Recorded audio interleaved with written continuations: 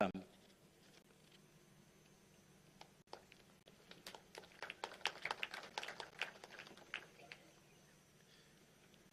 Your Excellency, the Apostolic Nuncio to Kenya and South Sudan, Abatus Matthews Maria Van Meegen, the entire ecclesiastical authority, na watu wa Mungu, Your Excellency, the President of the Republic of Kenya, and the entire civil authority, national and county, ladies and gentlemen, what a beautiful day, what a beautiful celebration,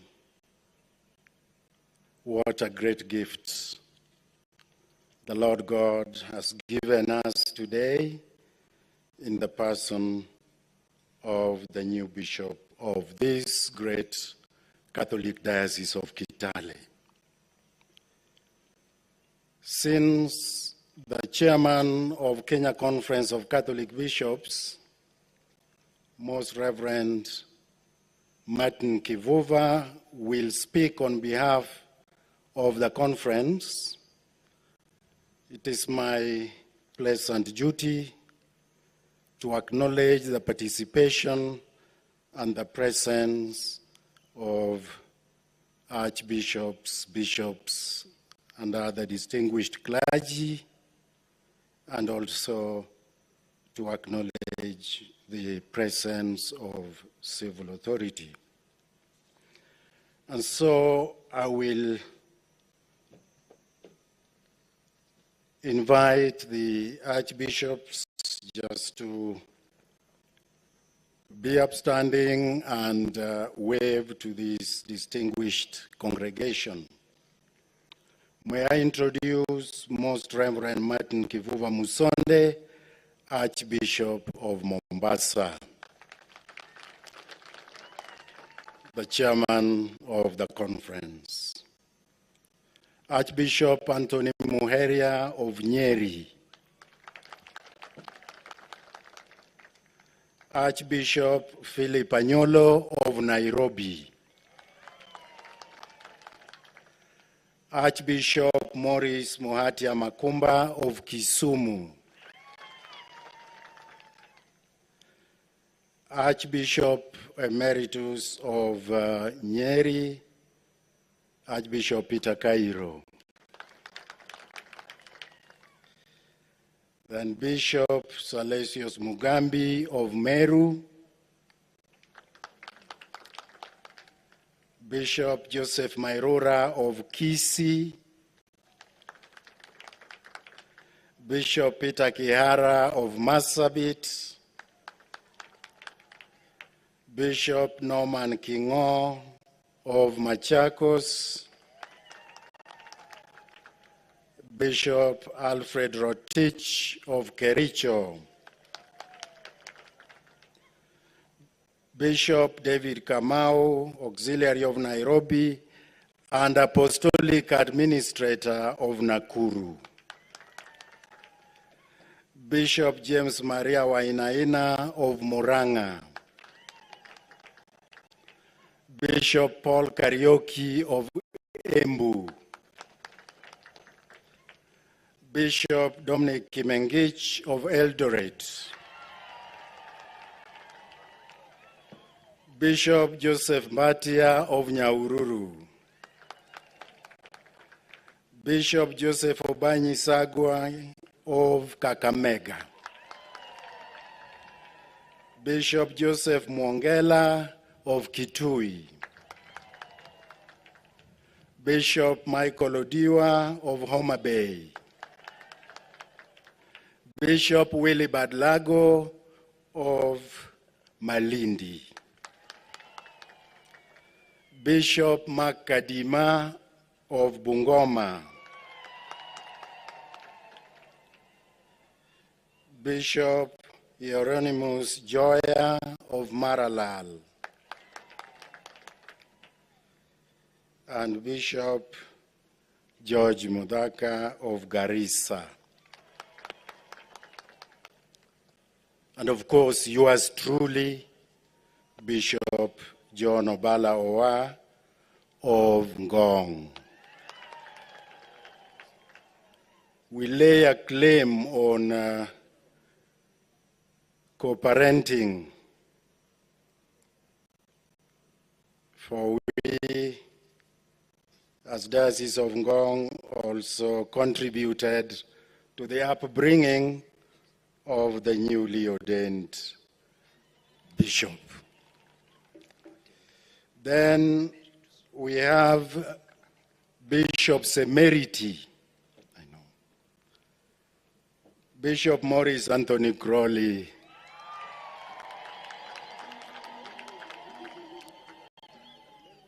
of Kitale, having served faithfully since 1998. Then we have Bishop Emeritus of Kakamega, Bishop Philip Sulumeti. We also have Very Reverend Monsignor Benjamin Maswili of Military Ordinariate. We have Very Reverend Father Robin Lecorere, representing the Bishop of Isiolo. Then Very Reverend Father Paul Oreman, representing Bishop of Lodwar. We have in our midst also Very Reverend Monsignor Antonio, Counselor at the Apostolic Nunciature. Very Reverend Father Ferdinand Lugonzo, Secretary General of Kenya Conference of Catholic Bishops. We have Very Reverend Father Bernard Ngaruya, Deputy General Secretary, KCCB. We have Very Reverend Father Silvanus Ochuodo, Regional Vicar of Opus Dei Prelature. We have Very Reverend Father Anthony Makunde, Secretary General of our regional body, AMESEA. All Vicars General present, we acknowledge your presence. We also, with joy, recognize the presence of His Excellency, the President of the Republic of Kenya, Dr. William Samoei Ruto. We recognize the presence of the Prime Cabinet Secretary. We recognize the presence of the Speaker of the National Assembly. Please give them a clap. It's our joy to have them here. The host governor, His Excellency George Natembeya. All governors present, members of parliament, MCAs, makofi kwao tafadhali, cabinet secretaries,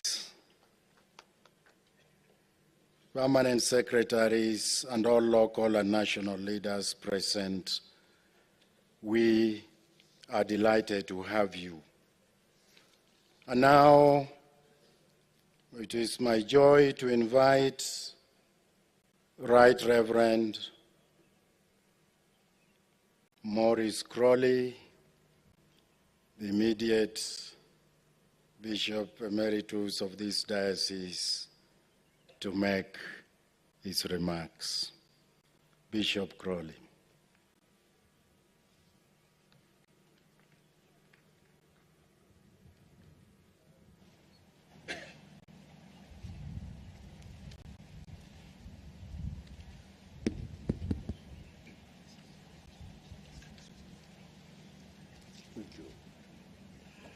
Well, I don't know what to say, really. So I'll keep you very shortly. The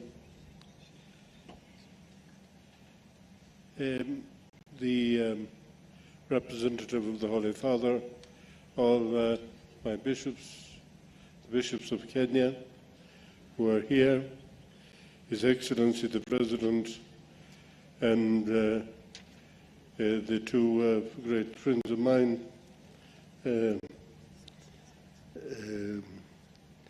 Mr. Mutavadi and Wetangula, and of course the governor of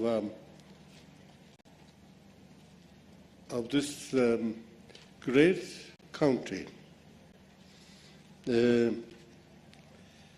George Natembeya, who I had the pleasure of giving a few scalps to when he was young. So he was my student. So I think he's behaving very well here. I welcome you to all of you. There's some people I've recognized from the television, and some people I recognize from meeting them from time to time. And all the parishes that are here, and all the priests who are here, both from Eldoret and particularly from Kitale. But I want to say one thing about inviting you to Kitale on this day.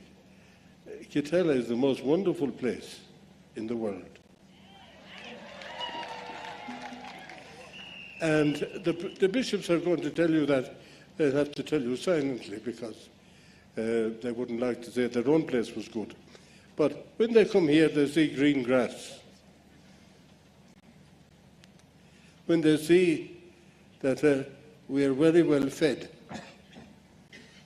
when we see that our stocks are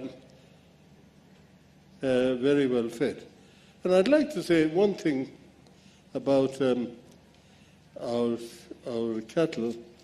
They are safe now from the wandering thieves that used to be running around here. When I came here 24 years ago,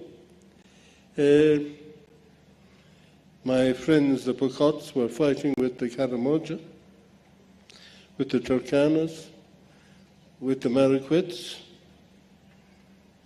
and with the Bukusus. And so there's now peace. So I'd like to thank God here today for the peace that is there. It is tremendous. It is true. And I am really hoping that the little corner down below, which belongs to Nakuru Diocese, will be peaceful. And I'd like to thank the security forces for what they are doing there. It's not easy terrain, and perhaps we'd need a few more roads, Your Excellency, down there, to help us get... no. But it's tremendous to live here in the most beautiful climate in the world. When I think about... somebody asked me, what will you do now? Will you go back home?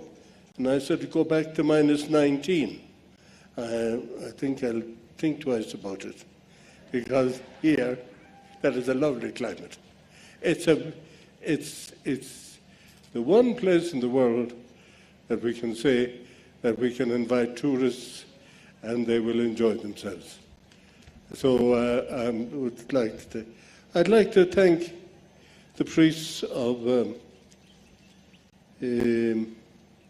Kitale in particular for putting up with me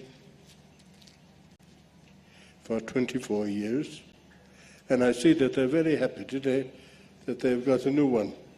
And I'd like to thank him very much for taking the job, because it was getting a little bit hard to move around. I don't have very much to say except to thank the people, the political people who have come. I'm surprised that you filled the whole section, But maybe it is because the president was coming, you're afraid that you would be left out. And, you know, he can say things that sometimes that startle you.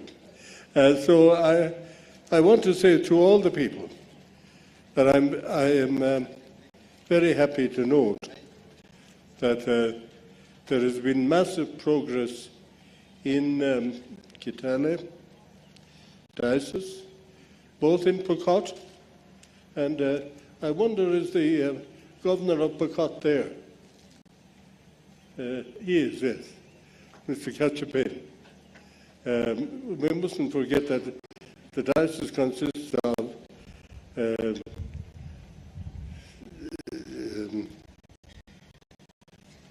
north of the Nzoia River and also West Pokot. So I'd like to welcome him in particular, for fear he would think that George gets all the praise. He has to share. And for the church has made tremendous progress, going from 17 parishes to 37, which isn't bad. The number of priests has gone from 34 to 110, and the number of sisters is past counting. There are over 30 convents of sisters, and I'd like to thank both the governors for their help with the health. You know, we have good health here. Well, part of it is because of the sun, but a lot of it is because we can go to hospital here. We don't have to be going to Eldoret or some place like that. So I want to end by saying I'll pray for you, and I expect you to pray for me. Thank you very much.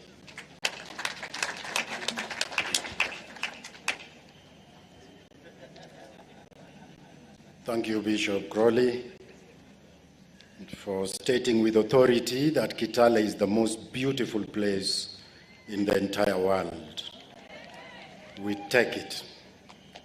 May I invite Archbishop Martin Kivuva of Mombasa, who is also the chairman of Kenya Conference of Catholic Bishops, to speak in the name of the conference, and then invite the Apostolic Nuncio to make his final remarks.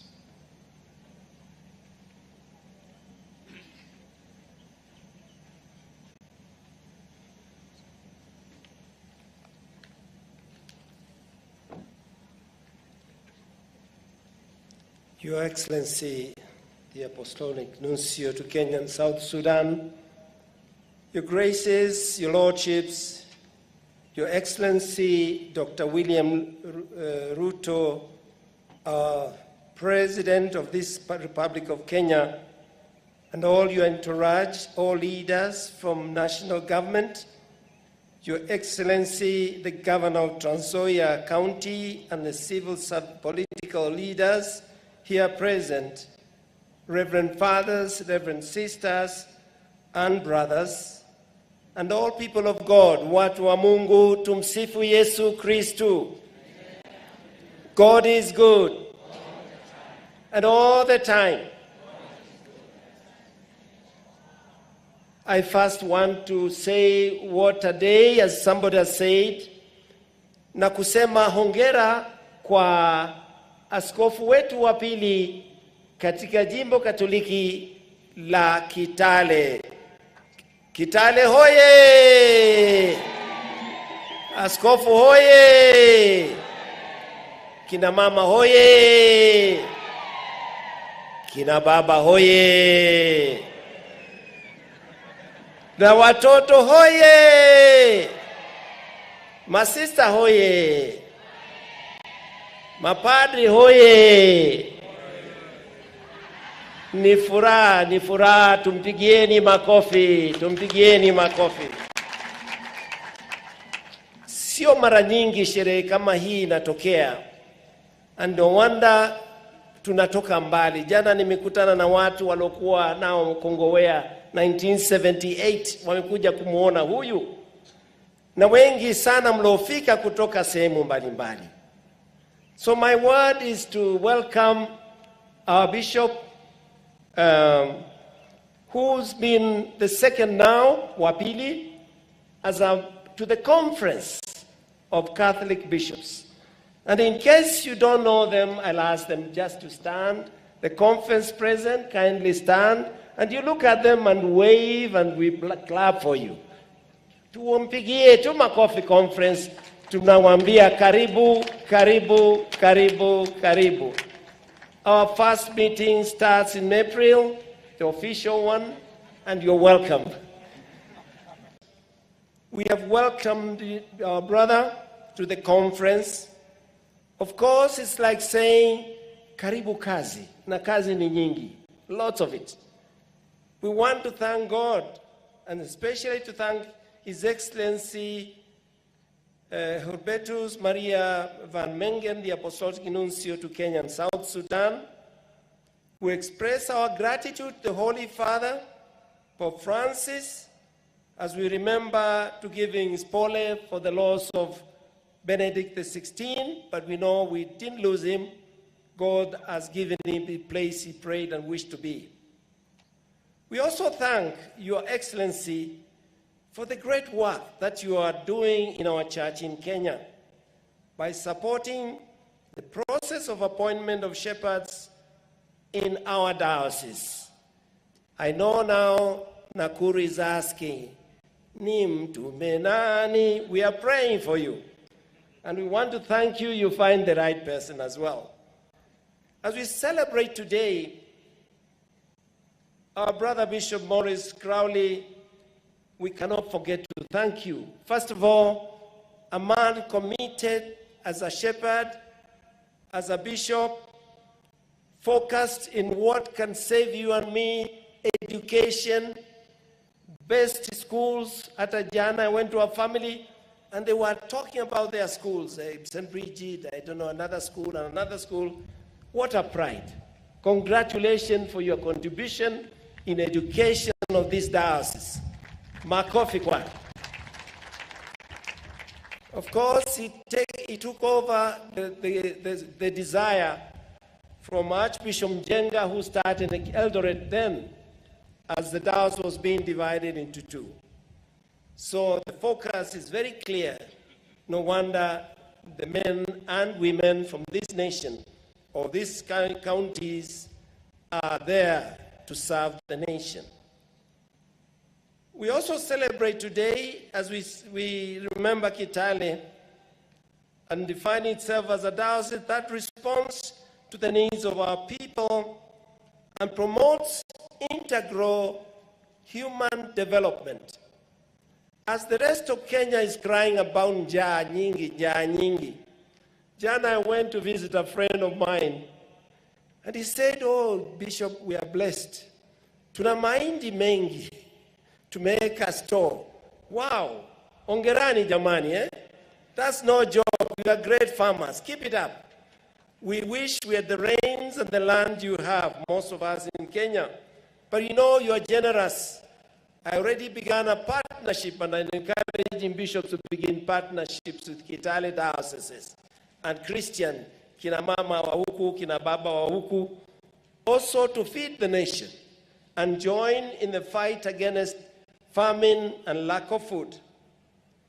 With the entry of the second bishop now of the diocese, we, the Catholic bishops in Kenya, look forward to the Church of Kitale, which is committed to a new evangelization, and that the people of Kitale will seek to embrace the spirit of synodality, kushirikishana. I learned yesterday as we are praying the evening prayers, Kitale is like a summary of Kenya. Everybody's here. Are there Kikuyus here? Makofi kwena. Are there Kambas here? Are there Luos here? Are there Kalenjins or Are there Taitas here? Mwasinda, na mengineo. All Kenya is here. And of course, every place is Kenya. We want to thank you for your collaboration with your leaders, both civil and church. We also want to thank the unity of the faiths. When we have had these last year's challenges of thinking and praying and thinking together, how to overcome our deadly and many years fights and wars and during elections, we had many leaders from other churches who came along, and we all sat together and we said, God, this time round, let us not throw a stone against each other. And it has happened. So to all our interfaith, interreligious communities, thank you. Clap for yourselves. So, by the way, I would like to remind myself of two things. It was a very difficult moment, still not yet out of the woods.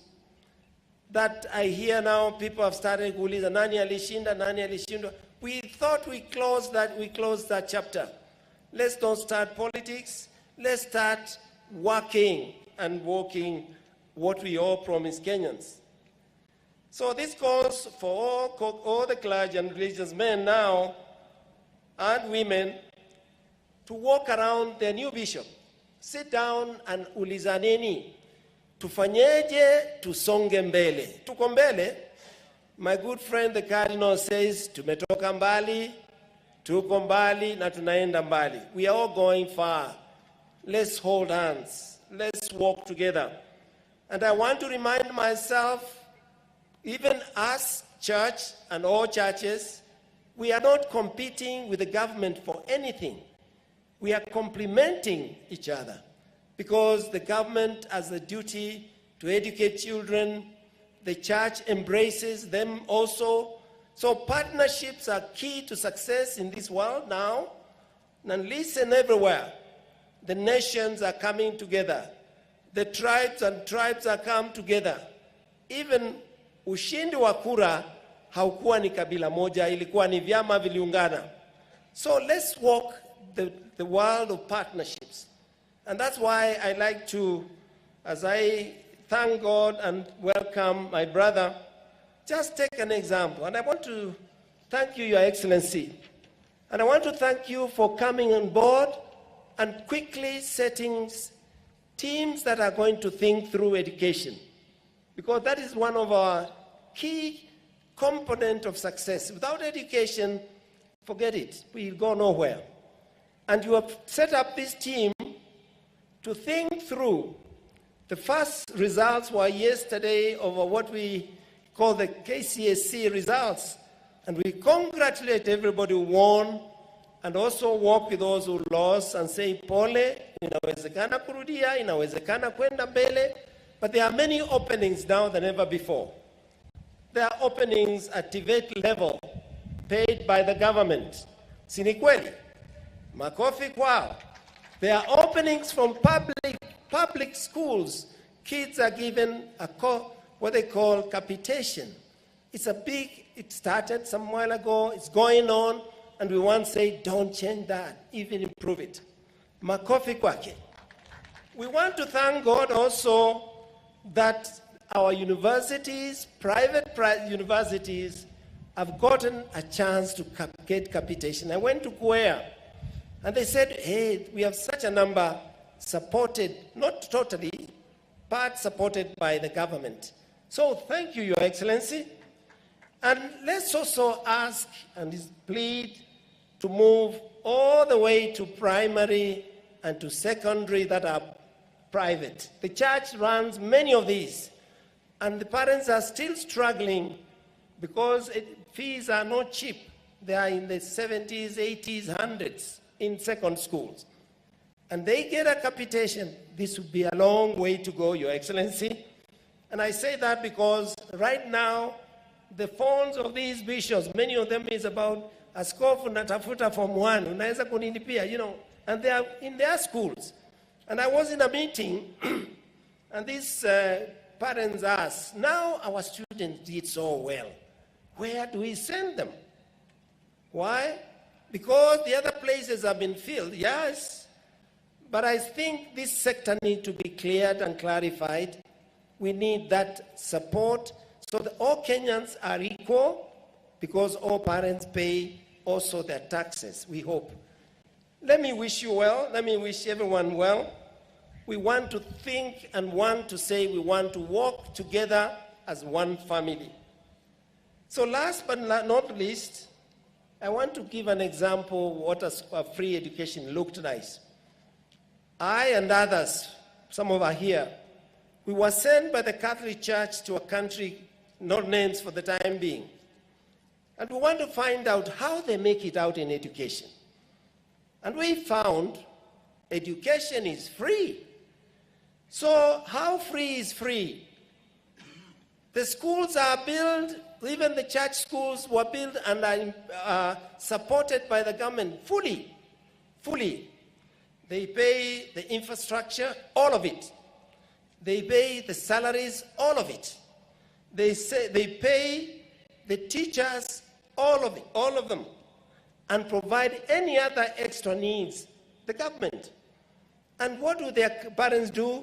Send the kids to school, whatever school you choose, serikali pays, no extra cost. And that country still exists, and they still do that.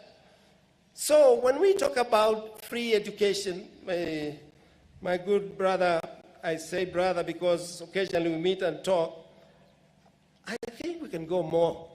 We know we are landed in a world now, things are expensive, but we want to walk that direction where when we mean free is free. Peleka mtoto shule, na wazazi wapeleke watoto shule bila kuuliza. Of course, remember the kids come to church schools and most of them very challenged families, the ordinary people who cannot afford everything. So with that, I like to say, I know it's work in progress and work is being done. Let's take home that free education to be really free. And thirdly and fourthly and lastly, to thank you for, I say, coming on board and trying to solve as many problems as we have. Engage us, engage the leaders at different levels. We are ready to put our ideas and even our support in terms of what we need to do differently. Kwa hayo machache, once again, my dear brothers in episcopacy, the bishops, all religious men and women, let's walk the path of synodality. Tushikane mikono, tusaidiane, nchi yetu iende mbele, makanisa yetu yaende mbele, kaunti zetu ziende mbele, na mwishoni kabisa tuweze kutambulikana kama watu wanaopenda nchi yao. Kwa hayo machache, Mungu abariki nchi yetu Kenya, Mungu atubariki, tupate ufanisi, atuondolee baa la njaa linalotukumba sehemu nyingi, na mwishoni tuwe wenyewe ndio wafadhili kwa wenzetu. Si lazima tutoe mahindi nje. We can grow. The efforts that I saw started in Tana River, now revived, it can happen if we all made everybody grow their own food close where they live. Kwa machache, asanteni na Mungu abariki. Ndugu na askofu mpendwa Juma, karibu tena, karibu baraza la maaskofu, kazi iko ya kutosha. Asanteni, tumpigieni makofi. Mwisho kabisa, kuna nyaraka 2-3 nahitaji kusoma hapa. Kwa hivyo kwa heshima ya maaskofu hawa nimenituma, nimekuambia nikupe hizi na kabla siku 2-3 ukimaliza yote usome. Habari ziko hapa nzuri na zikukualika sehemu na sehemu tufanye kazi.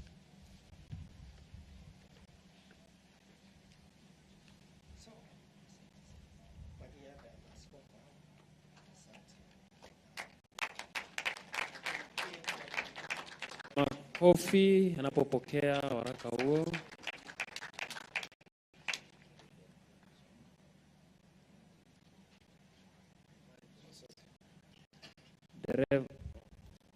So with that, I'd like now once again to invite another but His Excellency the Nuncio, mwakilishi wa Baba Mtakatifu nchi Kenya na nchi Sudan, na kumwambia we are very pleased.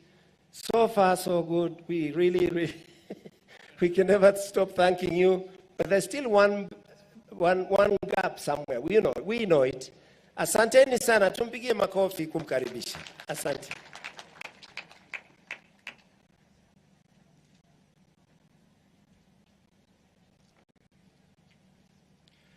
Your Graces, my Lord Bishops, and especially, of course, our new Bishop, Henry Juma Odonya, our emeritus bishops present here, the President of the Republic of Kenya, and his entourage, the governor, other representatives of the civil authorities, the political authorities,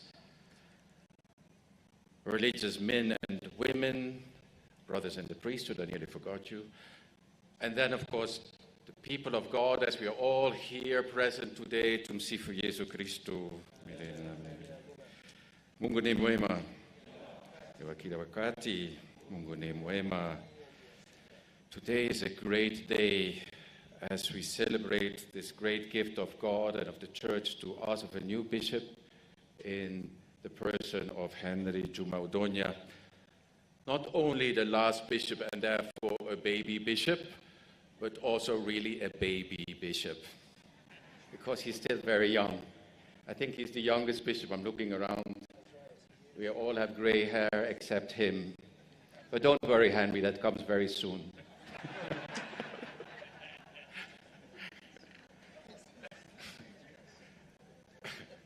But when you're young, you have energy. And we need energy in the church.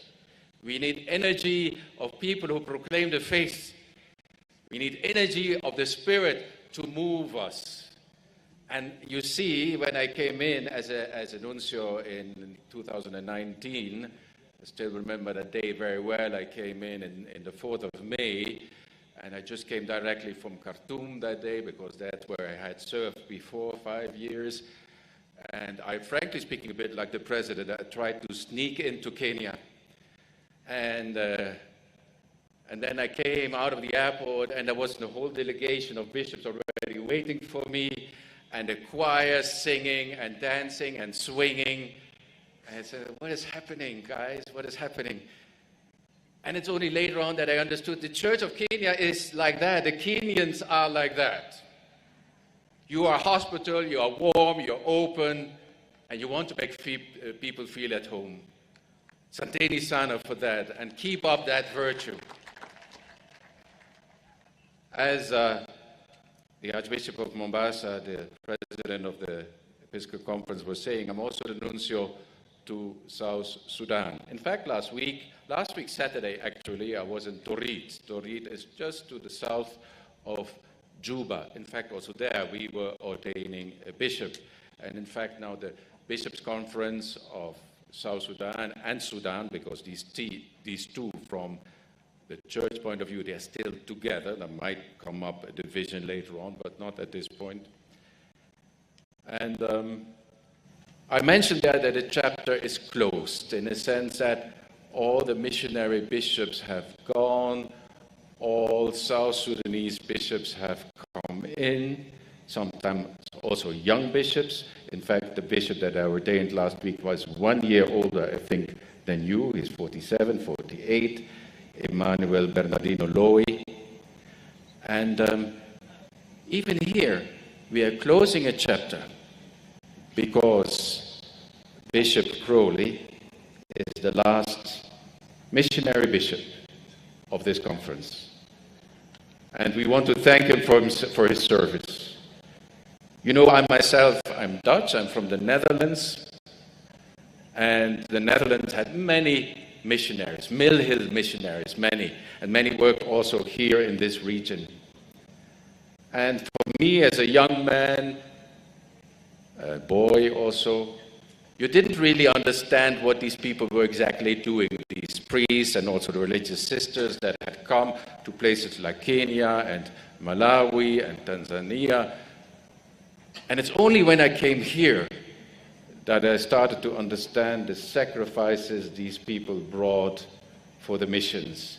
They really sacrificed their lives for the missions.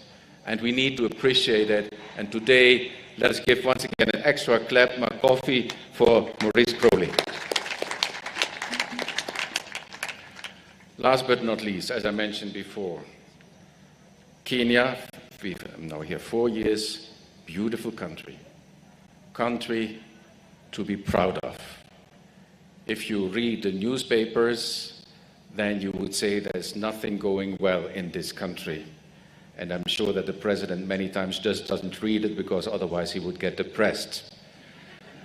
But this is a country in the African continent which is on top. And it must be said over and again that you Kenyans, you are able to organize your country and keep on doing that. Keep on building up, as we said a bit in the sermon of today, in the homily, building up that kingdom of justice and peace. And peace can only come from justice. Once we are just to each other, once we are able to not only write laws, but also apply them, and that we are all equal under that law, then we will build up that beautiful country of ours. Then everybody will have the same opportunities, a bit as the Archbishop was saying, so that every child can go to school and every parent can send its children to the school the parents want them to go to. For example, me, myself, I'm Dutch. My parents never paid a penny for the schools because it is the state that subsidizes schools, not only public schools, but also private schools. I went through all Catholic schools. Education is about the future of a country. The children that today are in the schools are the nurses, the doctors, the lawyers, the ministers, the prime secretaries, the speakers of parliament, the presidents of tomorrow. So therefore, we need to invest in them. Not only the church, also the state. We may need maybe to increase the budget. The percentage of the budget we are ready to give for schools and education. Let us work on that one. Let us work on this country of ours.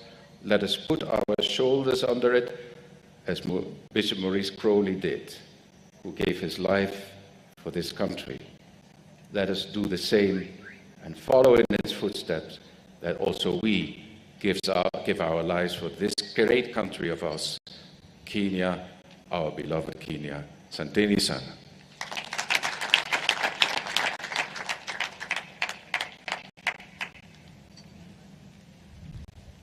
Thank you, Your Excellency. Now, to conclude the speeches from the church's side, we'll invite the newly ordained bishop, Bishop Henry Juma Odonya, to give and make his maiden speech as a bishop. Tumkaribishe tafadhali.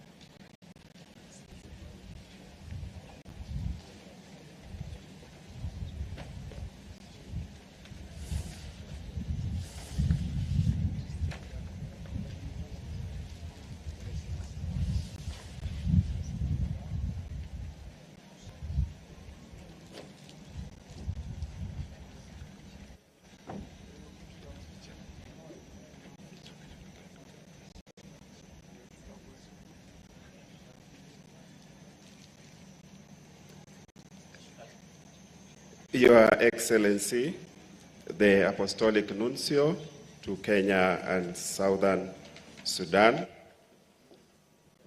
Your Graces here present, my Lord Bishops, Your Excellency, the President of the Republic of Kenya, Dr. William Samoei Ruto, and all the distinguished guests here present,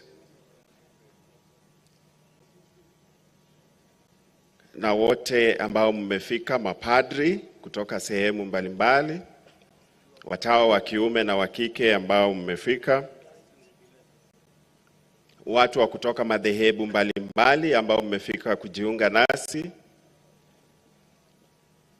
pamoja na Wakristo wote ambao mko hapa. Tumsifu Yesu Kristo. Kwa hivyo langu ni kusema machache kuhusu the coat of arms.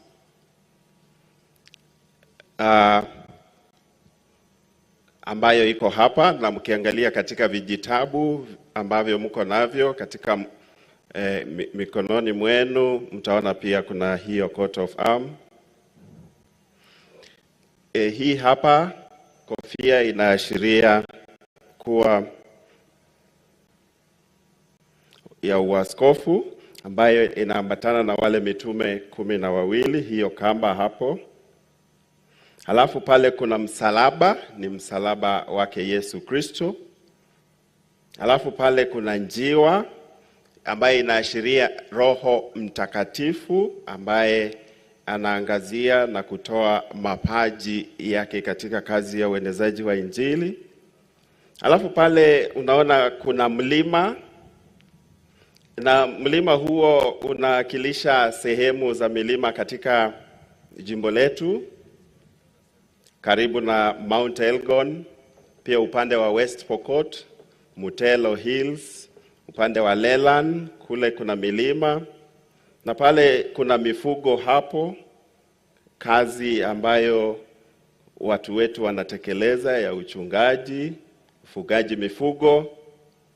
Na pale mbele kabisa unaona kuna mahindi ambayo inawakilisha sehemu ya Trans Nzoia ambayo Mungu amejalia kwa kilimo na haswa kukuza mahindi.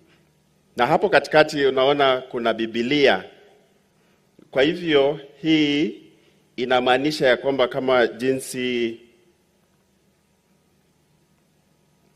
the statement, mission statement inasema, your word is the lamp to my feet.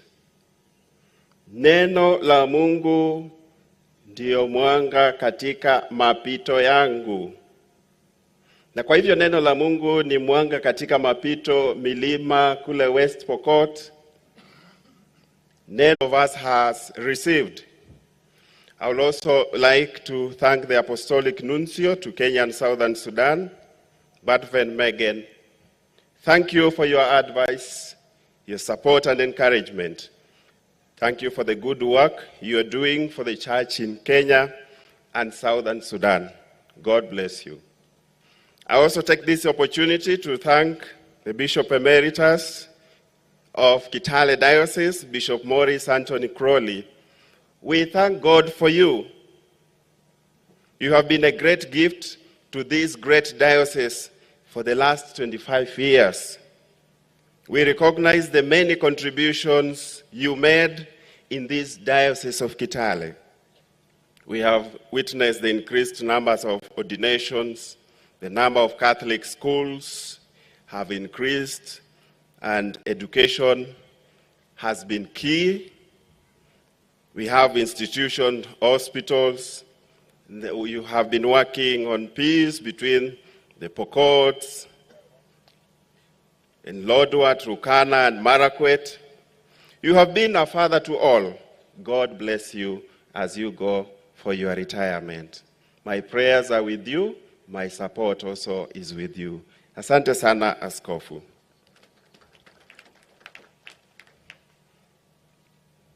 We also like to thank all the sisters, priests, brothers, and all Catholics of Kitale Diocese. We thank you for everything, especially organizing this occasion. for your prayers and the support you are rendering to this great diocese. God bless you always. And I also take this opportunity to thank the political family. Thank you for coming and being in solidarity with us. Indeed, a family that prays together always stays together. Kenya, as a country, is a great family. We continue to pray for unity, solidarity, peace to continue reigning within our borders. To our archbishops, bishops, God bless you. Thank you for coming. Our religious men and women, priests, brothers and sisters from different parts of the country, thank you for coming. To my family, my mom is here, my brothers and sisters, and all the relatives who have come, I say thank you so much. I also thank all the people from other denominations and faiths who have come. Thank you so much. I also like to recognize and thank all the religious superiors from different congregations and societies of apostolic life for coming. Asanteni sana kwa kufika. I also have my classmates. We call ourselves Molo 97. The ones we joined in Molo 1997, they are here. Thank you so much for coming. God bless you. And I also like to recognize the presence of the Christians from Gong Diocese, because I also come from that diocese. St. John Kajiado Parish, asanteni kwa kukuja. And then there is a parish called Olalaimutia Masai Mara. They are also here, karibuni sana. And also the Archdiocese of Nairobi, Ruto Parish, thank you for coming. Holy Family Utawala, I recognize your presence. Thank you for coming. Eldoret Diocese Sisters, Priests and Christians, and the Bishop who is present here, Wakristo kutoka jimbo la Eldoret, asanteni sana kwa kufika. Asante sana. Na pia ninatoka jimbo Katoliki la Bungoma. Wakristo kutoka sehemu mbalimbali kutoka jimbo la Bungoma, Port Victoria Parish, karibuni sana. St. Kajatan Sirimba Parish, karibuni sana. Dahiro Parish, karibuni sana. Magombe Parish, karibuni sana. Kwa hivyo nasema asanteni sana. Thank you so much, and God bless you. Asante.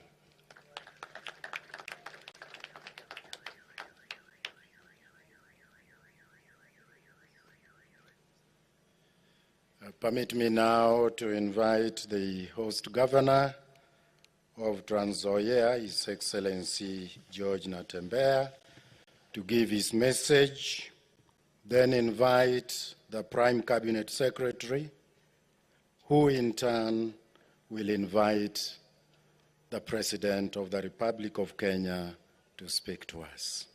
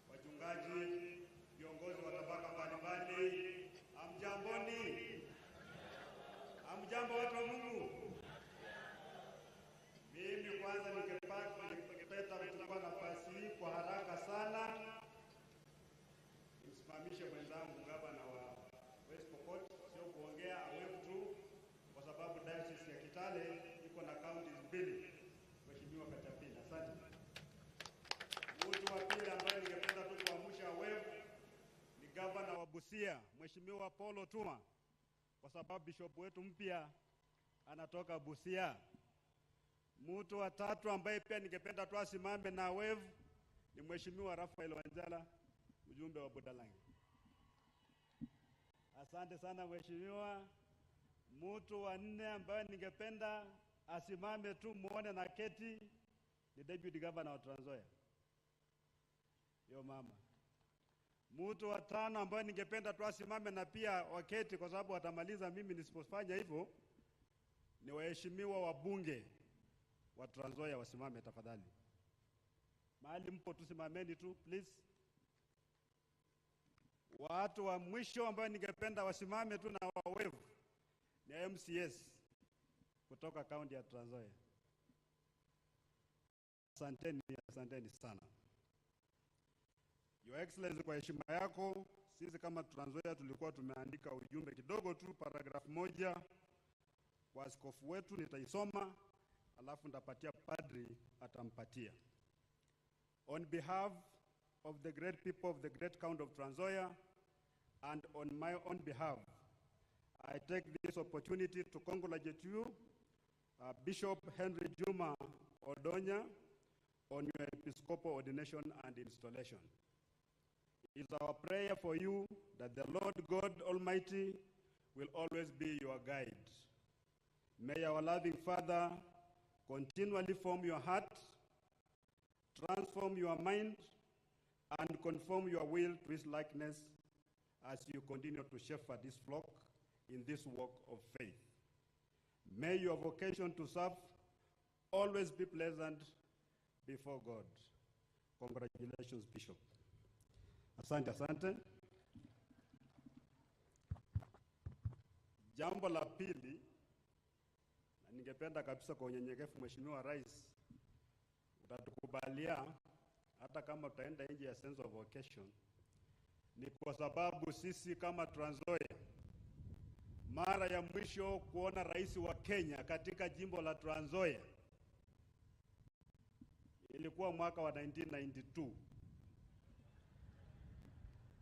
Miaka 30 imekwisha, hatujawahi kuona sitting president katika Trans Nzoia. Mara ya mwisho alikuwa Mheshimiwa Mwai Kibaki, alikuwa 2003, lakini alikuja ni mazishi ya Mheshimiwa Mwalo kijana. Kwa hivyo sisi tukikuona hapa, tusipokuambia labda itachukua miaka ingine 30 ndio president mwingine afika hapa. So yale machache ambayo tuko nayo tutakueleza. Na dalili imeanza kuonekana tayari wakati chairman askofu Archbishop chairman wa KCCB alisema kwamba Trans Nzoia ni nchi mzuri, weather ni mzuri. Hata alitembea jana akapata watu wako na mahindi, watu wa Trans Nzoia wako mahindi. Akasema watu wapige makofi, hakuna mtu alipiga makofi. Kwa sababu hatuna mahindi sisi, watu wako na njaa inamaliza watu hapa. Iko matatizo mengi sana. Na hii mambo ya Trans Nzoia kuwa bread basket, kuwa na climate nzuri, ndiye imefanya hata national government haijaweka mkono hapa. Sisi tunahangaika tu kama watoto wa yatima. Kwa hivyo ningependa kusema tu mambo machache kuhusu Trans Nzoia hii, Mheshimiwa Rais, na pia tutakuomba kwamba tukipata nafasi tukuje tukae chini. Maana zile sehemu ambayo rais wa Kenya ameenda, ukienda kule Mombasa imekuwa modern city, modern county. Ukienda Kisumu huwezi kuamini kwamba Kisumu amekuwa kwa upinzani from 1992. Imekuwa nchi mzuri kwa sababu rais alikuwa anaenda huko. Nakuru ni hivyo hivyo, Eldoret ni hivyo hivyo, lakini county ambayo rais haendi huko kama hapa kwetu, tunakaa namba msiembe tu. So mimi ningependa kuomba mambo ambayo inakaa basic lakini ya ukweli mbele ya Mwenyezi Mungu, nasema nataka kusema mambo ya ukweli kabisa. Trans Nzoia tuna barabara, Mheshimiwa Rais. Kuna sub counties, constituencies kama Kiminini, kama Saboti. Saboti imekuwa inasimamiwa na viongozi wale wakalikali kwa siasa wapinzani. Serikali ikaignore Saboti, hata hakuna barabara ya lami hata nusu inchi kule Saboti. Sisi tunaomba Mheshimiwa Rais tujengewe barabara, tuna barabara kadhaa. Hapa town tunaomba tu only 30 kilometers. Kutoka kwa kura tukipewa 30 kilometers, our town is sorted. Barabara ya kutoka Airstrip, Saboti, Kitwamba kwenda mpaka Mtama kule kuelekea Bungoma. Hiyo barabara ni ya muhimu sana, tukijengewa itakuwa imefungua hiyo dunia. Kuna barabara moja kutoka Kipsongo kwenda Kitalale, na barabara ile mheshimiwa wewe mwenyewe najua hiyo naielewa kabisa, kutoka kule Tarubo kwako huko Babaton, Kisawai mpaka Endebess. Hizo barabara tukijengewa tutashukuru sana. Jambo la pili, sisi kama Trans Nzoia tunaomba university. Na hii maneno mimi sitaongea tena, ni kama Mwenyezi Mungu ameweka mkono, maana hata bishop ambaye ametawazwa leo tumeambia ni profesa. So ile zawadi rais utatupatia sisi na upatia huyu bishop, hata hilo limbebe utampatia privately. Lakini utatupatia sisi kama wakazi wa Trans Nzoia, tafadhali rais tupatie university. Hapa tuko na research institutions, tuko na KEFIS, tuko na ALRO, tuko na Kenya Seed, tuko na ADC, tuko na vitu chungu mzima ambayo faidi kabisa kama tutakuwa na university ambayo ina focus more kwa mambo ya agriculture. Na tutafurahi sana. Na hiyo upande wa North Rift, university zote ziko hapo kwako tu mheshimiwa hapo Eldoret, ziko 3 ama ngapi. Pande hii nyingine yote hii maskini ya Mungu tunahangaika tu. Jambo la tatu, mheshimiwa rais, tumejenga hospitali yetu hapa, referral hospital. Tunataka tu ipake level 5, lakini tungependa tusaidie tupate equipment. Watu wetu wanaenda kule Eldoret, wamejaza kule Eldoret. Kila mgonjwa ni Eldoret kutoka Kitale. Eldoret, Trans Nzoia. Na mara nyingi watu wetu wakipita pale Moi's Bridge, wakienda hospitali kule, kama wako kwa ambulance, wanarudi kama wamefunikwa. Kwa sababu mara nyingi wakitoka hapa wao wamelemewa na ugonjwa kabisa, wakienda kule ni mambo machache tu za kufanyika.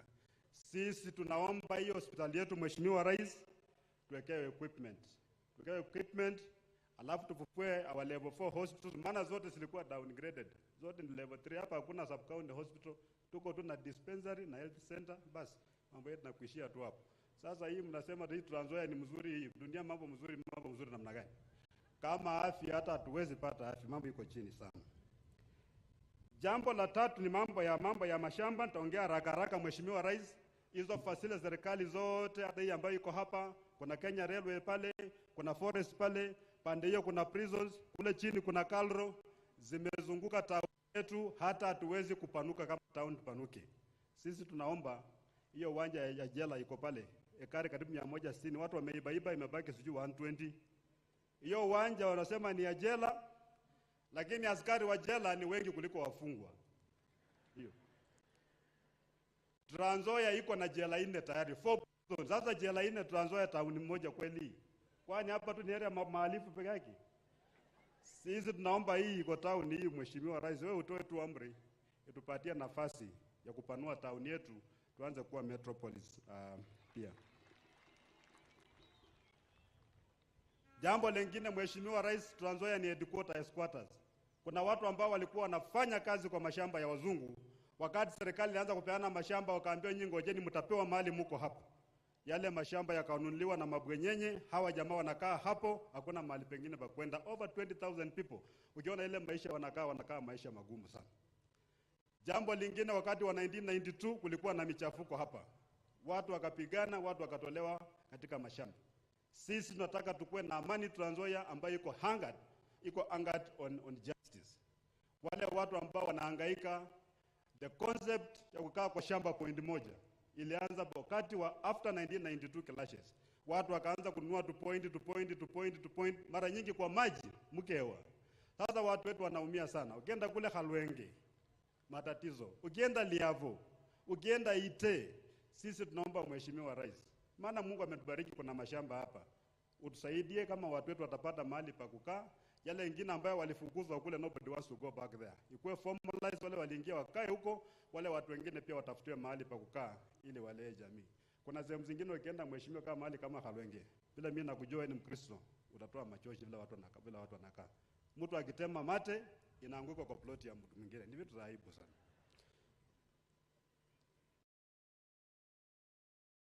Na kuna hii mradi serikali ya kitaifa inafanya ya barabara kutoka Kitale kwenda kule Swam.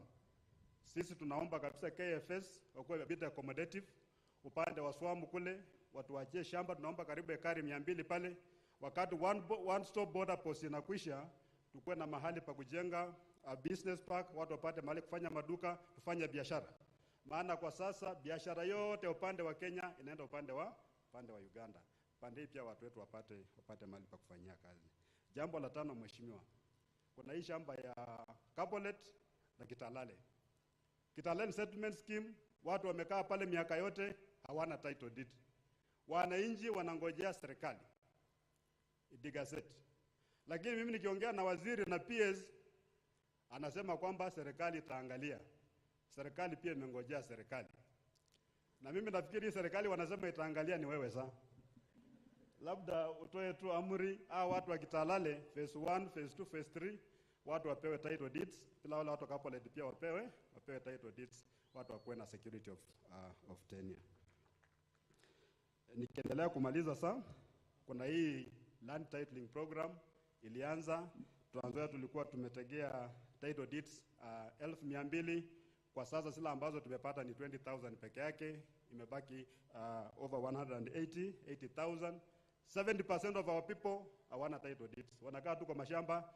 Title deed ya Trans Nzoia ni ile agreement ya mkasa. Ila anaandika na penseli, mkipitana anaenda anafuta, anatoa 01, anaweka koma pande hii.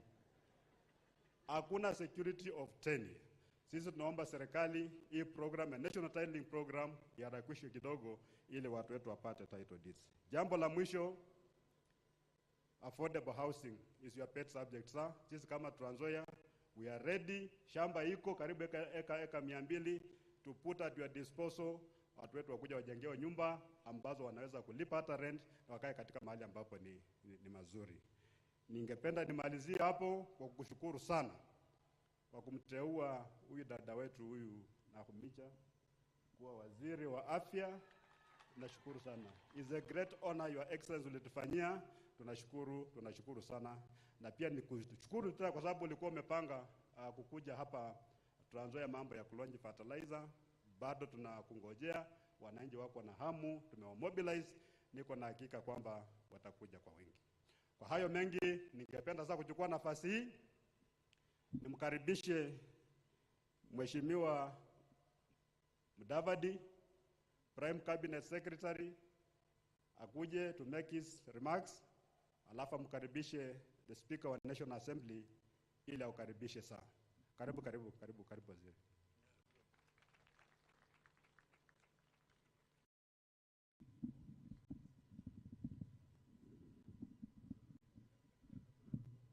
Your Excellency the Nuncio, maaskofu wote ambao wamehudhuria siku hii ya muhimu,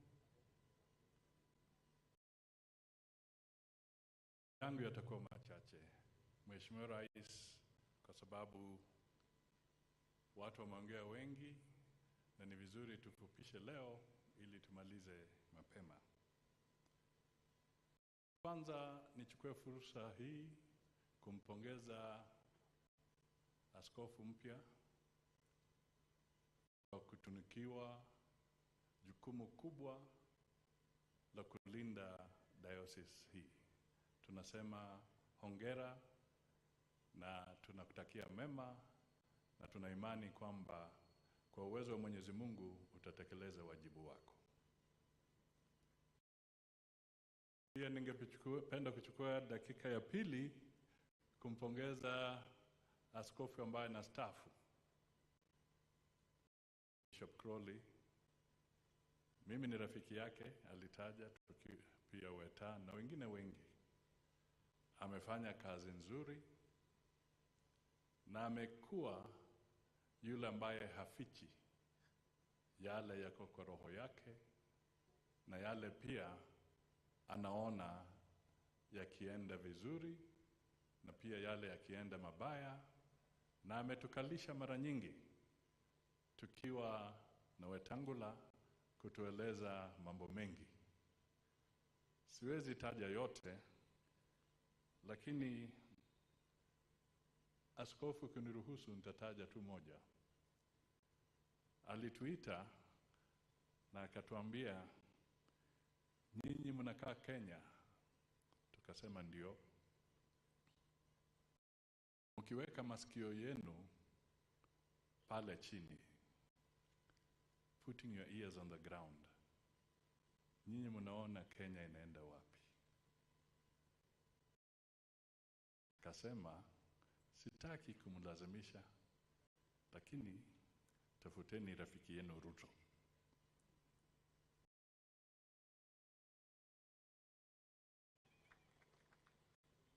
Na alisema, na si uongo, siwezi danganya nikiwa hapa. Kwa hivyo tuko hapa, tulitii, tukasikia mawazo yake, na hatimaye tukatafutana. Kwa hivyo ukistaafu, tunasema pia ukae kwa wema na afya yako Mungu ailinde, ili uzidi kupeana ushauri kwa wengi. Asante sana. Kwa niaba ya wenzangu, ni vizuri nitambue kwamba pia kulikuwa na governors wengine. Kuna Lusaka kutoka Bungoma, kuna koti moja, governor wa Singishu, na pia kuna Sang, governor wa Nandi, jirani yangu. Na pia kuna maseneta, kama muko simameni tena mjulikane. Asanteni sana viongozi ambao wako hapa. Pia kuna wazee wetu, ni vizuri tuambie pia miongoni mwetu kuna katibu mkuu wa wafanyikazi wa Kenya, Mzee Atuoli.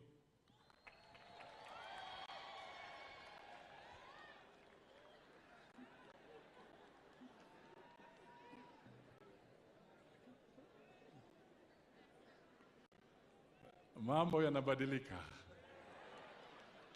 Pia kuna rafiki yetu Mzee Fred Gumo, nilimuona Kangumu yuko na sisi. Asante, nitatambua tu wale niliona kidogo wachache. Kuna mama Zipi Kitonyi, alikuwa hapa, yuko hapa. Asante mama. Nimeona mzee wetu mkulima mshupavu Noah Wekesa.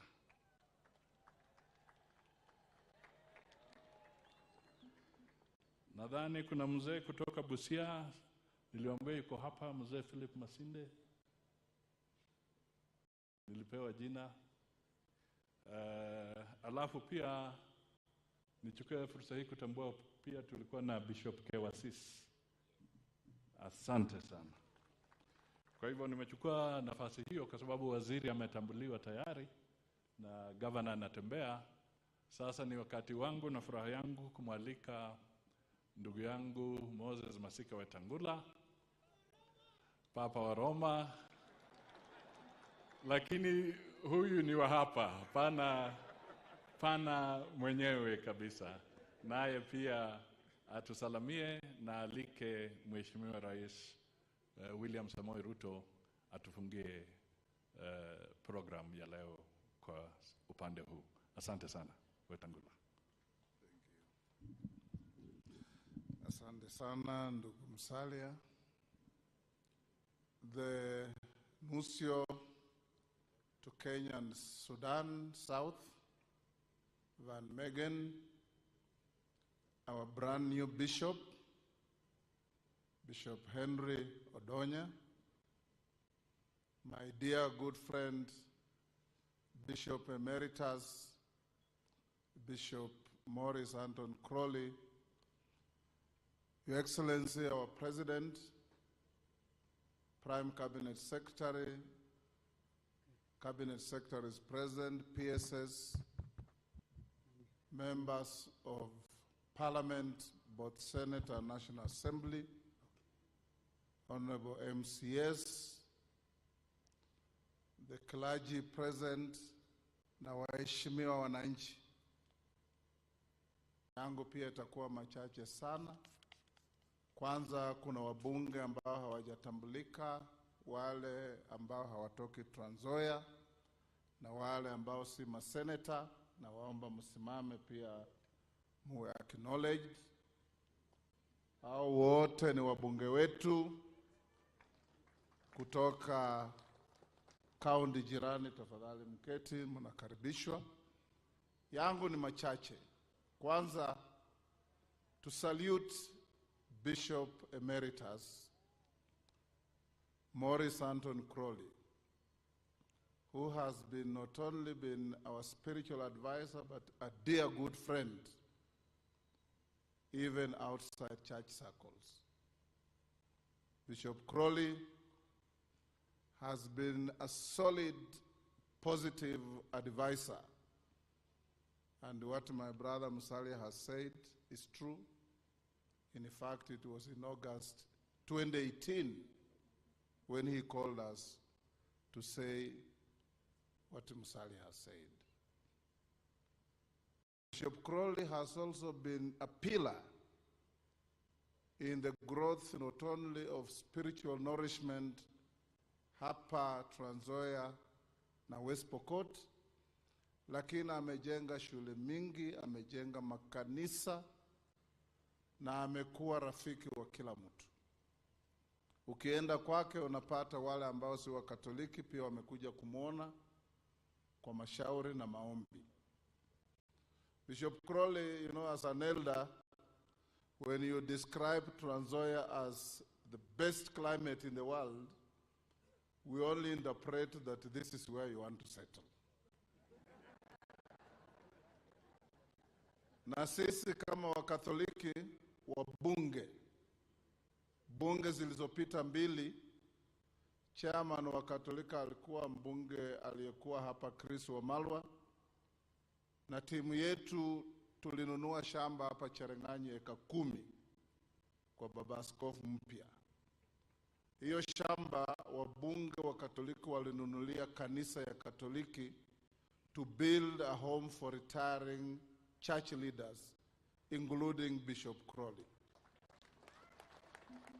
And I'm sure we'll pull together with the nuncio, with yourself, Bishop Odonya, and all the MPs who are still active in this regard to meet this expectation. Bishop Crowley, you don't have to go anywhere. As your fellow Catholic, if that program doesn't work, I'll give you 2 acres of my property to come and live with me.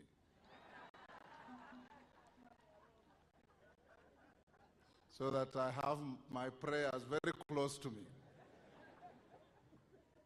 Nikimalizia, because today is your day, Bishop Odonya, I notice you are of very early age. You are below 50. God has blessed you to rise you rapidly through the ranks to a very senior position in our church. We in the Catholic Church, like many other faiths, have great reverence for our leaders like yourself. You will enjoy our absolute support and counsel in every way you wish, so that you can make your work not only easy but successful. You are filling the shoes of a giant in Bishop Crowley, and I have no doubt that you will foot the bill in doing exactly what he did and do even better. You have our full encouragement and support. Council will work with you like they worked with Bishop Crowley. But above all, I encourage you to take up the education sector that Bishop Crowley was famous for, to ensure that our schools get the right support, the right counsel, the right leadership to bring up our children. Mwisho kabisa, maaskofu wetu, tunawaomba muendelee kuombea nchi yetu. Maombi yenu ilifanya tukawa na kura bila mabishano. Pale hatukubaliana, tulienda kotini.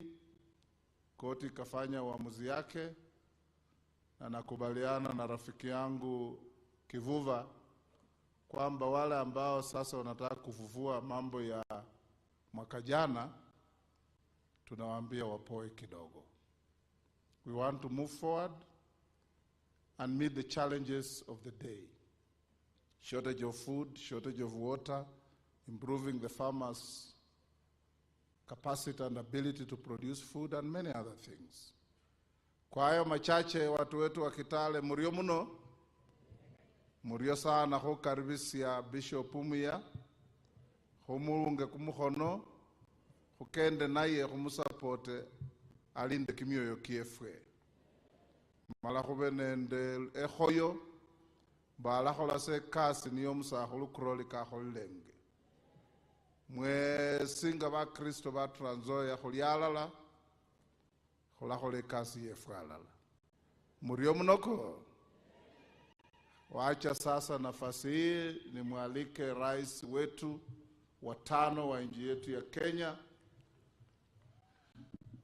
the Honorable Dr. William Samoei Ruto, to address the gathering. Karibu rais. Tafadhali nawaomba wale walio na viti waketi. Asanteni sana. Your Excellency Van Megan, the Apostolic Nuncio to Kenya and South Sudan, Your Graces, the Archbishops, our newly consecrated Bishop Henry Juma Odonya, Bishop Emeritus Anthony Crowley, leaders present, the clergy, wananchi wa Trans Nzoia na Wakristo wote, hamjambo. Bwana Yesu asifiwe. Tumsifu Yesu Kristo. Asanteni sana. Mimi kwanza nataka nimshukuru Mungu kwa kutupatia nafasi ili tuweze kufika Trans Nzoia siku ya leo katika sherehe hii ya muhimu. Tulete pongezi zetu na hongera nyingi kwa kanisa la Katoliki na Wakristo wa Trans Nzoia kwa kupata askofu mpya, Askofu Henry Juma Odonya. Askofu wetu mpya, pongezi nyingi kutoka kwetu kama viongozi kwa kujumuika na kuungana na maaskofu wenzako katika majukumu ya kutusaidia kutafuta ufalme wa mbinguni. Congratulations, our new bishop. We wish you well. You have our support. You have our prayer as you take over the mantle from our good friend, Anthony Crowley. Nataka pia niwapongeze wananchi wa Trans Nzoia na niwashukuru. Najua nafasi hii ya leo ni nafasi ya askofu wetu. Lakini hata na hivyo, kwa sababu nimefika hapa Trans Nzoia, wacha nichukue nafasi hii ya huyu ndugu askofu kuwashukuru wananchi wa Trans Nzoia. Tulikuja hapa kuomba kura zenu, mkatupatia, mkatuongezea maombi, tukawa na imani yenu. Nasema asante sana. Narudia kusema asante sana. Kwa niaba sisi wote tuliochaguliwa, MCAs, wabunge, masenators, governors, sisi wote tuliopata baraka ya uongozi kupitia kwa kura zenu, tunawashukuru sana. Na mimi nataka niwahakikishie ya kwamba sote tuliopata nafasi hiyo ya kuwa viongozi awamu hii, tutaungana, tutashirikiana, tutafanya kazi pamoja bila ya kujali mipaka ya chama ama sehemu, ili tuweze kunufaisha wananchi wote wa taifa letu la Kenya. nataka niwahakikishie ya kwamba tutawafanyia kazi kila Mkenya. Wale waliotupigia kura, wale hawakutupigia kura, wako na haki, kwa sababu taifa la Kenya ni taifa moja, na demokrasia inaturuhusu kila mtu aamue vile anavyopenda. Kwa hivyo MCAs wetu, wabunge wetu, governors wetu, pamoja na mimi, tusiweke mipaka ya nani alipiga kura wapi. Sote tuwafanyie wananchi wote katika wards zetu, katika constituencies zetu, katika counties zetu, na mimi katika taifa la Kenya, tuwatumikie bila ya mipaka yoyote. Mimi vile vile nataka, pengine nitaomba msamaha kidogo kwa ndugu yangu George Natembea. Nafikiri alisema kidogo kwa kirefu, lakini makosa si yake, makosa ni yangu, kwa sababu anaona mimi nimechelewa kidogo, akasema huyu jamaa amefika hapa leo, hata kama ni kanisa, wacha nimwagie maneno aende akifikiria. So makosa si ya huyu mungwana, ako na pressure ya wananchi, na hataki arudi nyumbani aambiwe sasa wewe ulipata nafasi na ule jamaa alikuwa pale ukamwacha akaenda. So my good brother Natembea na viongozi wote wa Trans Nzoia, mimi najua tumekubaliana ya kwamba tutakutana, na I want to give you my assurance we are going to meet shortly, ili hiyo maneno yote mmesema niwaeleze vile tutaenda mbele pamoja. Barabara zile mnataka zijengwe nyingi, mimi nilikuja kuzianzisha, lakini tukapata matatizo kidogo hapo mbele. Mambo ya maji, mambo ya title deeds za mashamba yenu, ardhi ya kupanua mji wenu wa Kitale, mko na matatizo. Tayari nishakubali ya kwamba ile prison iko hapa town tutahamisha, muweze kupata mahali ya kupanua mji wenu wa Kitale. Na mambo yale mengine yote uliotaja, mambo ya Kitalale, title deeds ambazo tulianza hapo mbele ikakwama, hiyo kazi yote mimi naelewa, tutaketi chini na nyinyi na tutakubaliana vile tutatekeleza. Hata ile hospitali, nataka nikwambie ndugu yangu Natembea, hiyo hospitali nitakwambia vile mtafanya kazi na CS wetu Madam Nakhumicha hapa, ndio tukupatie ama tukupangie vile utakuwa na equipment ya hiyo hospitali. So we are very well aligned. Mwisho kabisa, kwa watu wa Kitale, mimi nataka niwashukuru. Nyinyi ndio watu mnatusaidia kuzalisha chakula Kenya. Sehemu hii ya North Rift, kutoka sehemu ya Nakuru, sehemu ya Uasin Gishu, Kitale hii, Bungoma. Mimi nataka niwahakikishie ya kwamba serikali ya Kenya itasimama na nyinyi kama wakulima. Tayari tuko na mbolea mifuko milioni 4 ambayo tutawasaidia muweze kuendesha kilimo, tuzalishe chakula.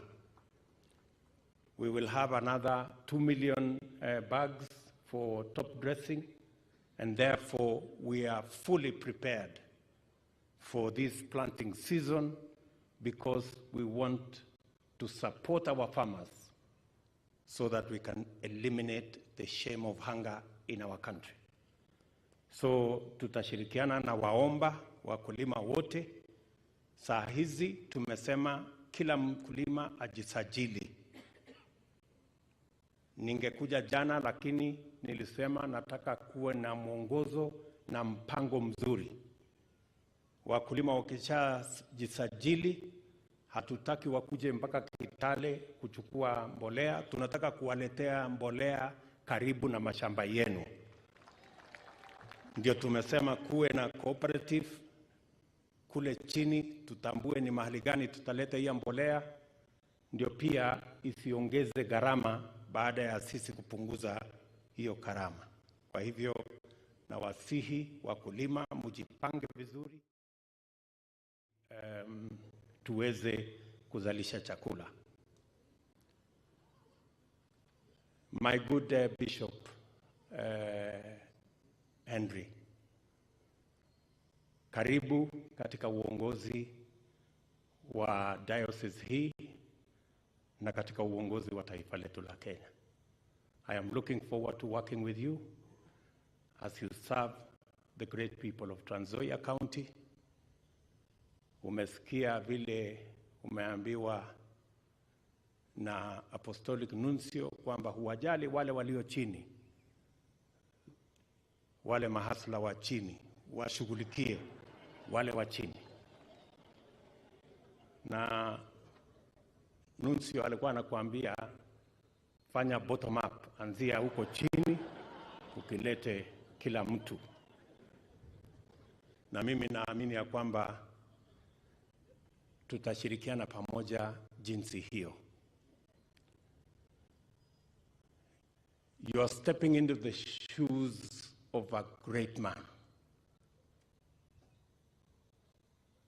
Crowley is a giant of faith. He's a great man. My good Bishop, as you retire, you know we are very fond of you. And I cherish the many moments when I said the not so correct things, I found a message on my phone from you.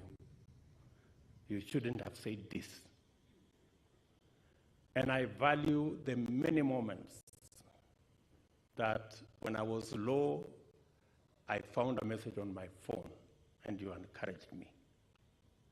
And I value the many times that you put a call to me, and you always refer to me as William. Now that you are not Bishop of Kitale, I'm going to ask you in another occasion why you never refer to me as Mheshimiwa. You always call me William. Hiyo nitaenda kukuuliza huko kando kidogo. But just to say that we will not allow you to go and retire in a place of minus 19 degrees. We will not allow you. You're going to stay here with us. And I want to request the church to allow us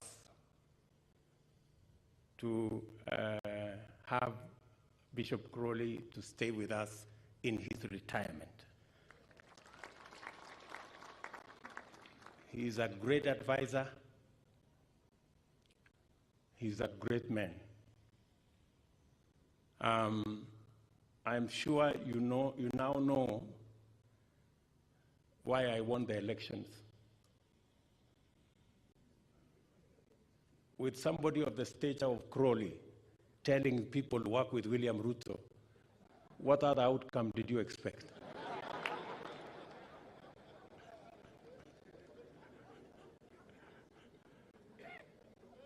So we're truly grateful, Bishop Crowley. You've been a father figure to many of us, many of our schools, many of our institutions.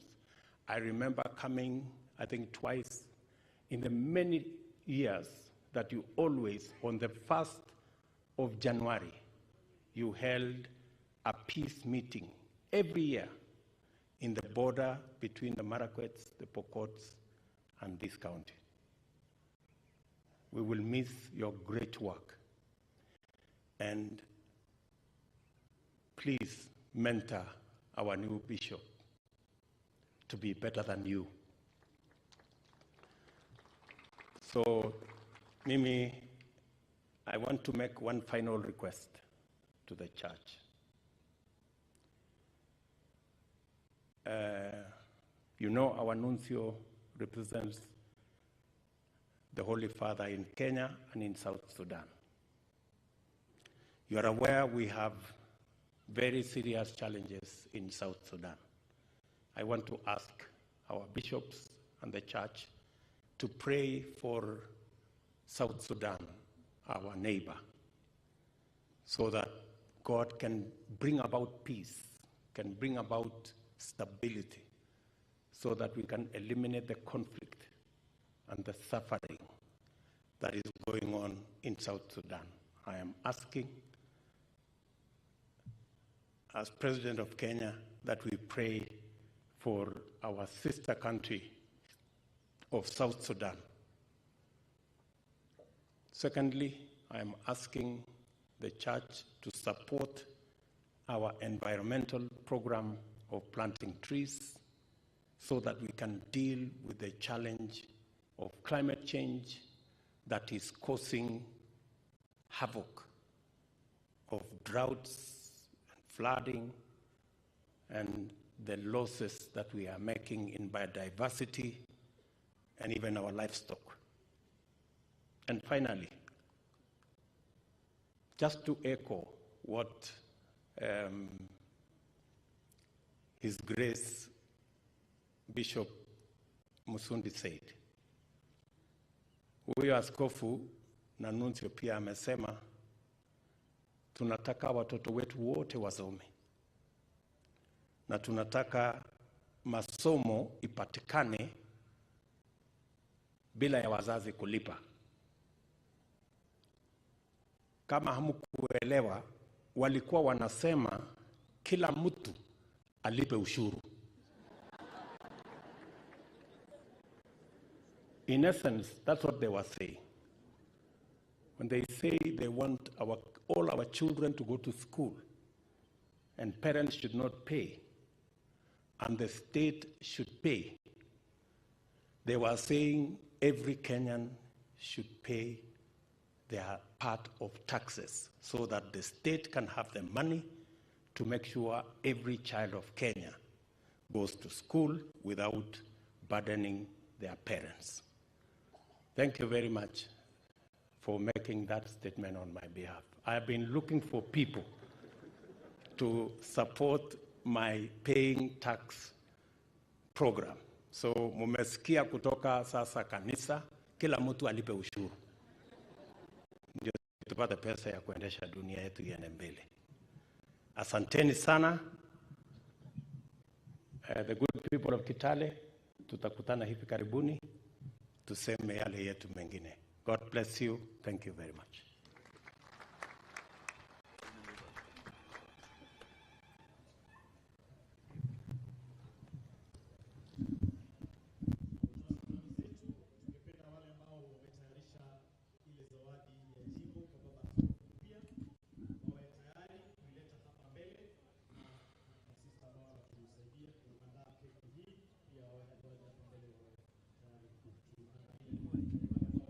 Zawadi ya jimbo kwa baba askofu mpya, tafadhali tawaomba mwilete hapa mbele. Keki kiandaliwa kwa ajili ya kukata ili tumalize sherehe hii kwa haraka.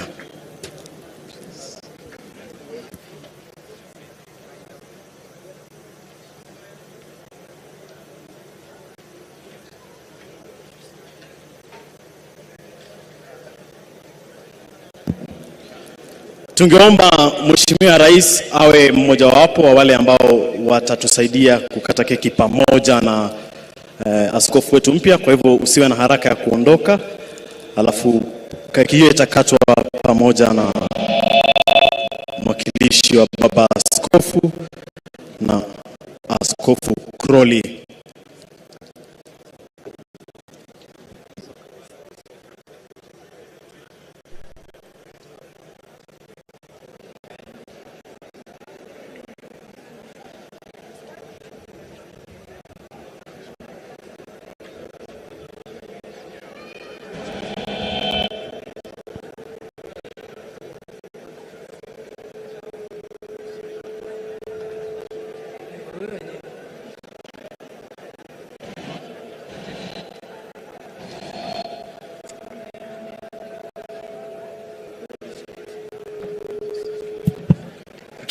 Tunaomba driver wa askofu wa Maralal, tafadhali mahali ulipo muone askofu wako tafadhali.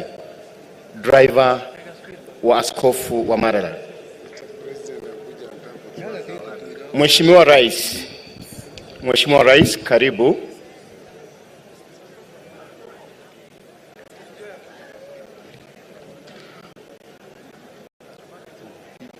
Tunamkaribisha Mheshimiwa Rais ili apate kumzawadi askofu mpya, na vile vile tutakusihi sana Mheshimiwa Rais utakata keki pamoja na askofu huyu mpya. Sio vibaya kama magavana wote wawili wa gatuzi ya West Pokot, Governor Kachapin na Governor George Natembea pia, kama mtakuwa karibu.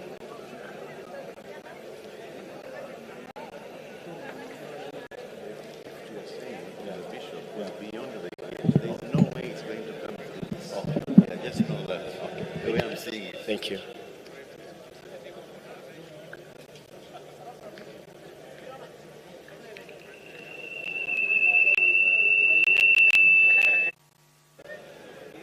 So ninaomba tumpatie nafasi ili wapate kukata keki hiyo pamoja na askofu.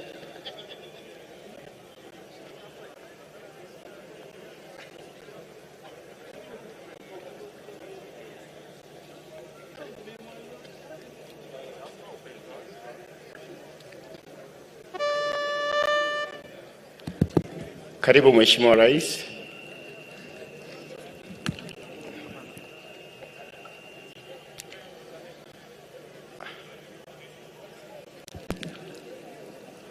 Haya basi, wako mbele pale tayari kabisa kukata keki. Tuomba wale wako mbele wapeane nafasi keki hiyo iweze kukatwa.